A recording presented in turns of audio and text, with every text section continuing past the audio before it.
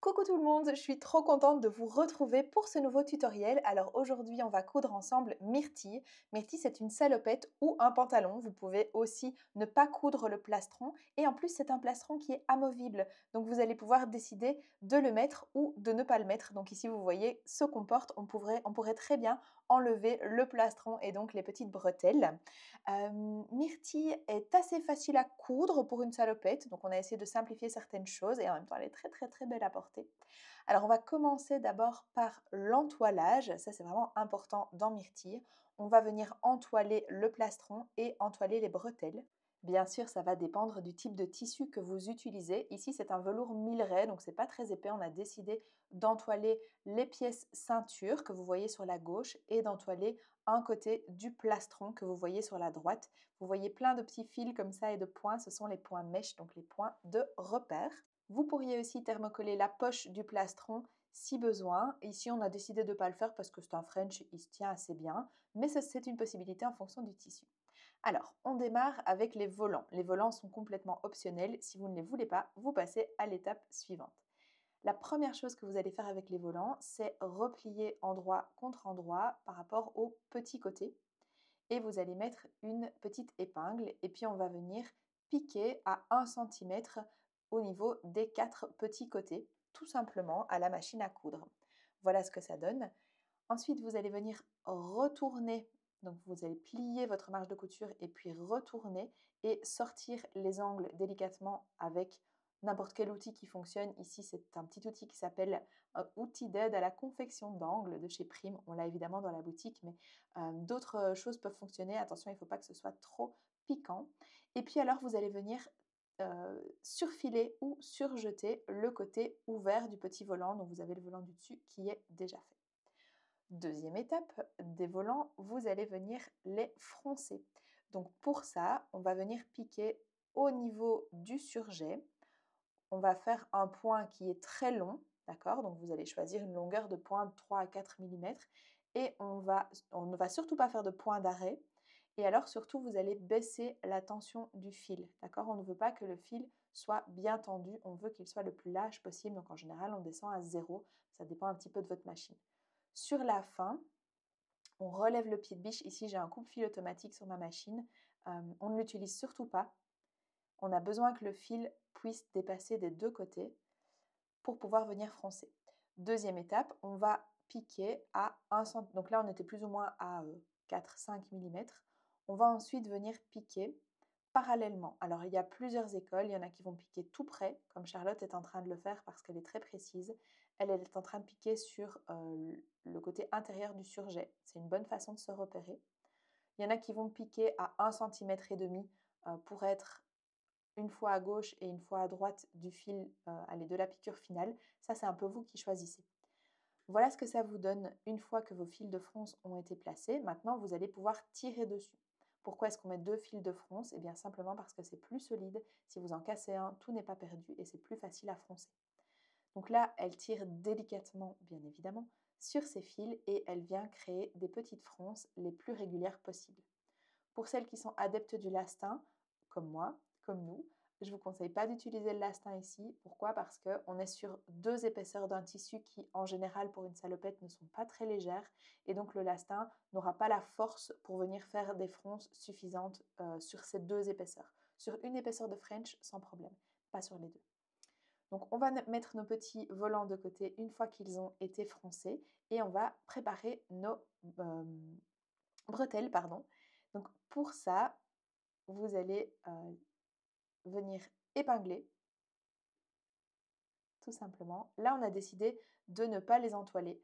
On pourrait aussi les entoiler. Donc ici, elles ne sont pas entoilées, c'est-à-dire qu'elles vont rester extensibles. On a choisi ça pour une question de confort, mais ce n'est pas du tout obligatoire. Si vous avez envie de bretelles un petit peu plus rigides ou de perdre l'élasticité de la bretelle, vous pouvez sans problème les entoiler avec un entoilage léger. Vous venez piquer ici à 1 centimètre. On a laissé ouvert d'un côté, donc vous avez vu qu'on avait piqué un seul des deux petits côtés et pas l'autre, d'accord? Parce qu'il y en a un qui va venir se terminer, pardon, parce qu'il va falloir retourner la bretelle. J'étais pas concentrée. On retourne la bretelle ici avec simplement une baguette chinoise, un retourne-biais, ça fonctionnera aussi. Mais ici, c'est très simple à retourner. En général, on utilise le retourne-biais quand c'est plus compliqué. Et vous allez, avec cette même baguette ou alors avec une épingle, faire ressortir les angles. Je crois que Charlotte, elle aime bien la technique de l'épingle. Je ne sais plus. Voilà, c'est ressorti tout seul. Voilà. Si jamais c'est trop difficile et que les angles ne sortent pas bien, vous pouvez aussi utiliser une petite épingle et venir faire ressortir les coins comme ça. Vous allez passer vos bretelles absolument à la machine, au fer à repasser. Et alors, le côté non cousu va venir se rentrer dans une des sangles de réglage. Donc là, vous choisissez bien les sangles de réglage de 32 mm parce qu'on est parti sur des bretelles de 3 cm de large, donc de 30 mm. Et puis, vous refaites la même chose, mais regardez bien comment elle rentre. Vous voyez, elle rentre dans le deuxième trou. D'accord? Et puis, elle fait glisser et elle repart par le premier. Voilà. Et comme ça vous permet d'avoir une bretelle qui est montée correctement. Donc, faites bien le même, travaillez bien dans le même sens que Charlotte. Et puis, elle va venir repasser. Elle se donne un peu de mou. On ne twiste surtout pas les bretelles. Elle vient repasser sa bretelle.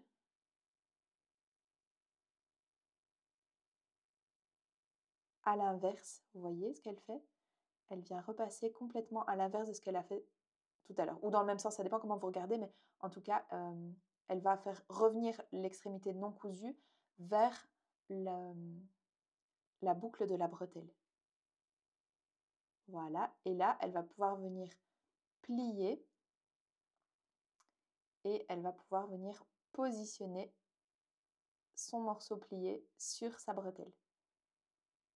Elle va maintenir avec 2 petites épingles ou 2 petites pinces, ici 2 petites pinces. Une fois que c'est fait, elle va venir faire une petite piqûre pour maintenir, évidemment, on fait ça à la même taille des 2 côtés. Vous voyez votre bretelle sur l'endroit. On va maintenant venir positionner le petit bouton sur l'envers. D'accord? Donc, voilà l'endroit de la bretelle. Vous la retournez. C'est très important de le mettre dans le bon sens. Et vous allez venir poser le bouton à l'extrémité de la bretelle, donc de l'autre côté. On va ensuite passer à l'étape du plastron et de sa poche si vous avez décidé de positionner, de poser une petite poche. Donc ici j'ai un plastron entoilé et un plastron qui ne l'est pas. Il y a beaucoup de points mèches sur ce plastron, c'est normal, ça va permettre de placer la poche correctement. Donc voici la petite poche.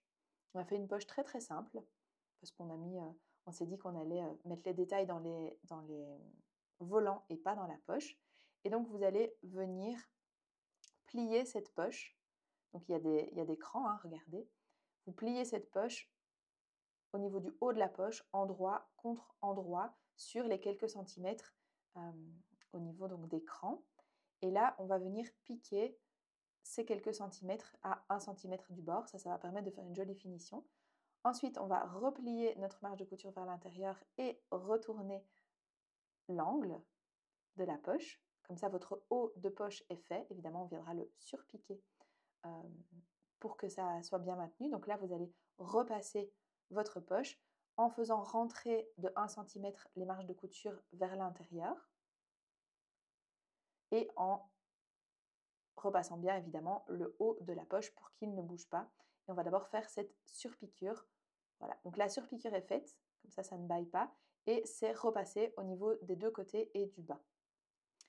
À partir de ce moment-là, on va pouvoir venir positionner la poche sur le plastron. Donc là, vous faites attention évidemment à vos points mèches. Donc on les voit assez difficilement sur ce type de tissu, mais on en a 4.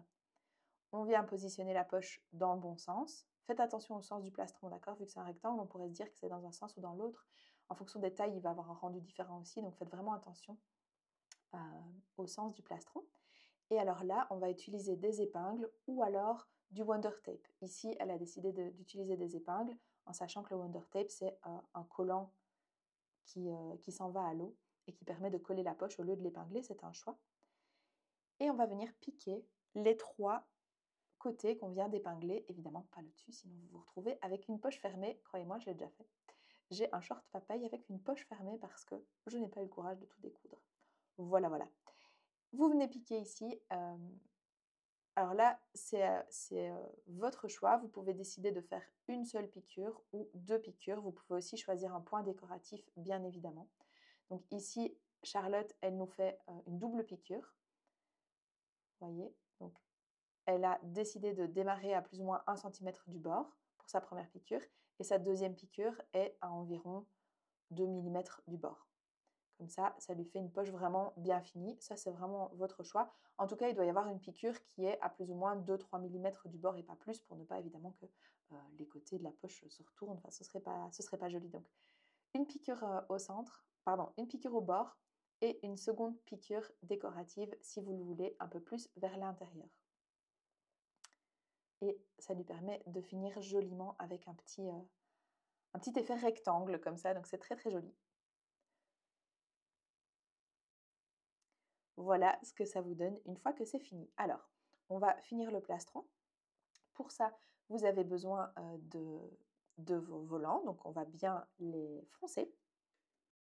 Et ici, vous allez les froncer, donc on avait déjà commencé, mais le but c'est d'arriver à une longueur équivalente évidemment à la hauteur pardon, du plastron. Donc, elle a froncé d'un côté. Attention qu'on ne va pas sur le dernier centimètre, évidemment, parce que c'est un centimètre de marge de couture. Donc, l'objectif, c'est d'arriver à 1 centimètre du bord du haut et à 1 centimètre du bord du bas. Donc là, elle a foncé et elle est venue positionner son volant endroit contre endroit. Elle va faire la même chose de l'autre côté. Je ne sais pas si vous arrivez à bien voir dans la vidéo, mais le centimètre est bien laissé en haut et en bas. Je vous épargne cette étape qui est un petit peu longue et pas très intéressante. Vous voyez que sur la fin, elle positionne déjà son volant et elle finit de froncer sur la pièce. Comme ça, elle est bien précise. Et là, elle va venir piquer à 1 centimètre de chaque côté, ce qui va permettre de positionner le volant. Voilà qui est fait. Donc évidemment, là, le petit volant est toujours vers l'intérieur, donc c'est pas très très joli. On va venir le retourner.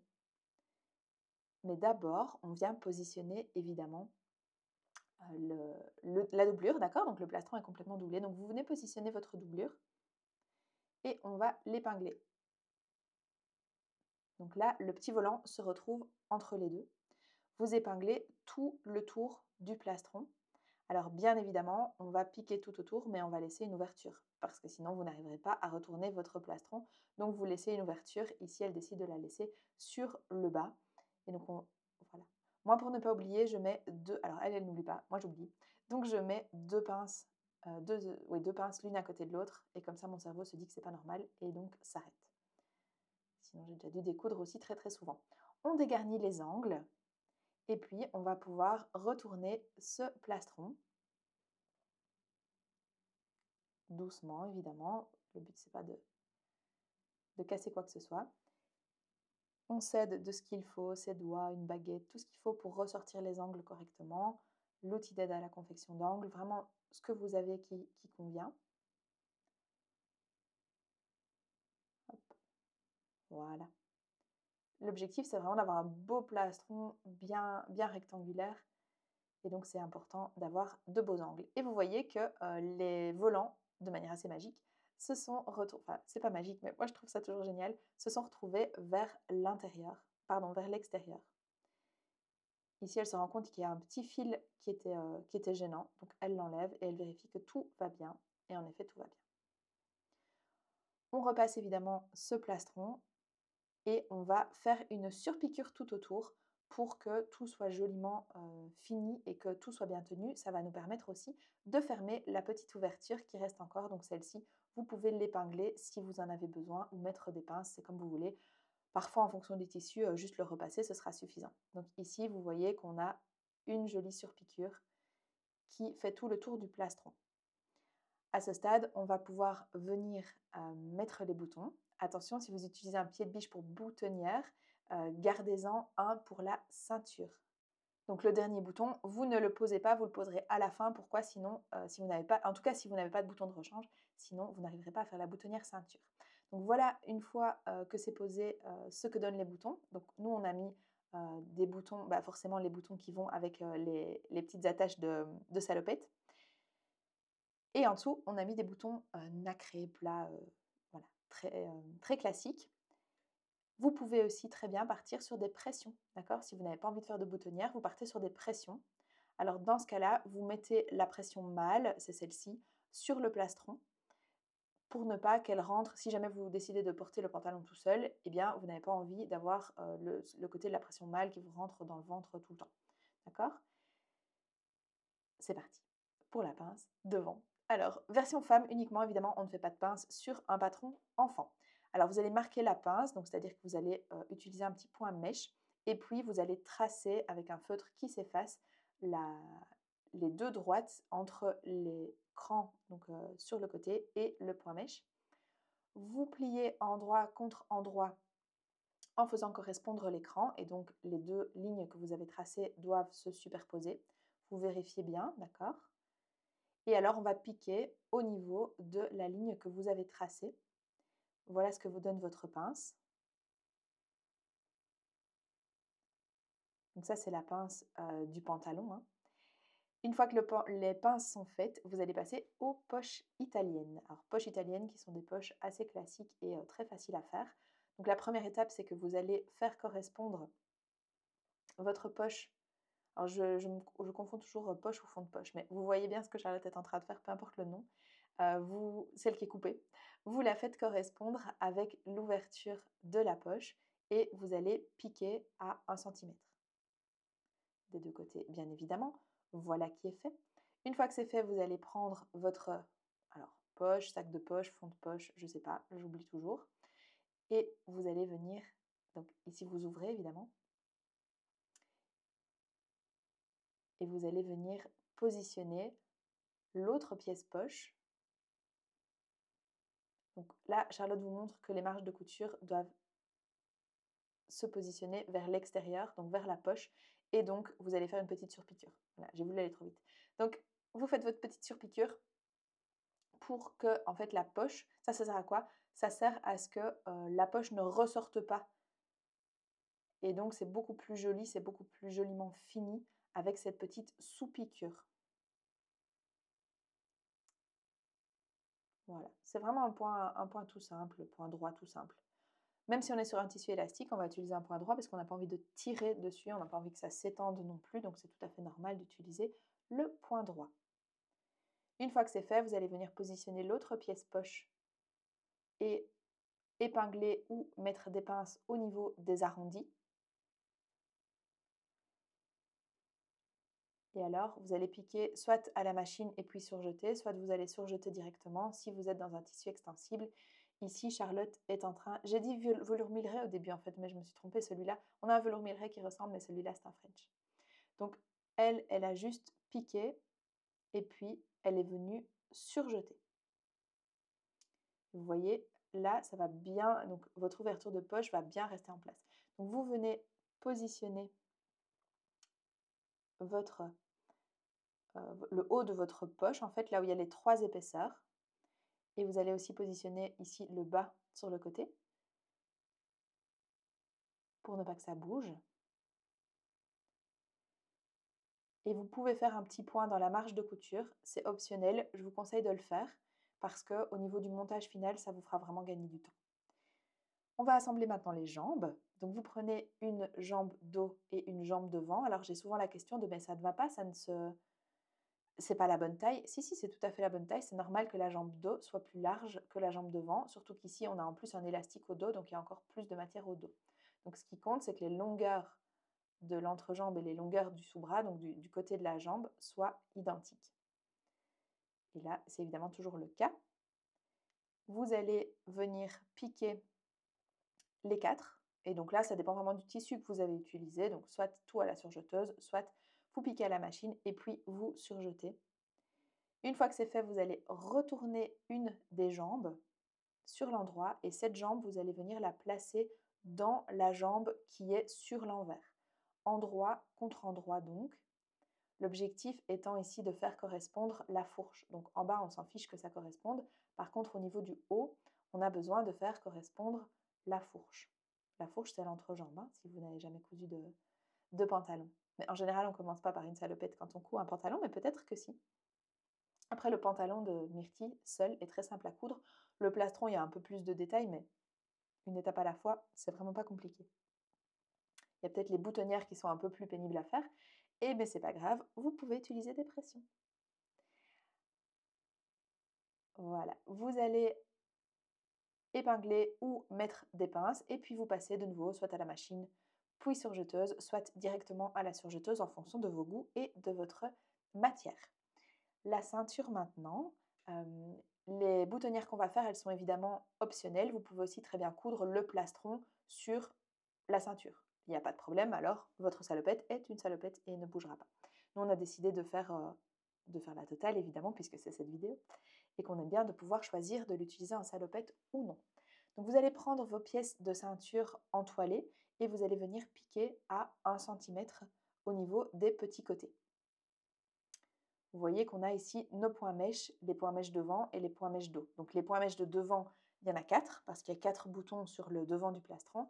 Et les points mèches du dos, il y en a 2 parce qu'il y a les 2 bretelles qui viennent s'insérer dans la ceinture. On fait la même chose avec la doublure, pardon, j'ai calé pendant une seconde. On fait la même chose avec la doublure. Donc on vient simplement ici épingler ou mettre des pinces au niveau des petites extrémités et on va pouvoir piquer. À la différence qu'ici, au niveau de la doublure, vous allez rajouter l'élastique. Donc sur la doublure dos, attention à bien choisir le dos. Le dos, c'est la pièce la plus longue, tout simplement. Vous allez venir rajouter votre élastique, non pas entre les deux épaisseurs, ça n'irait pas, mais contre l'épaisseur dos. Donc contre la doublure dos, donc c'est-à-dire la pièce la plus longue des deux.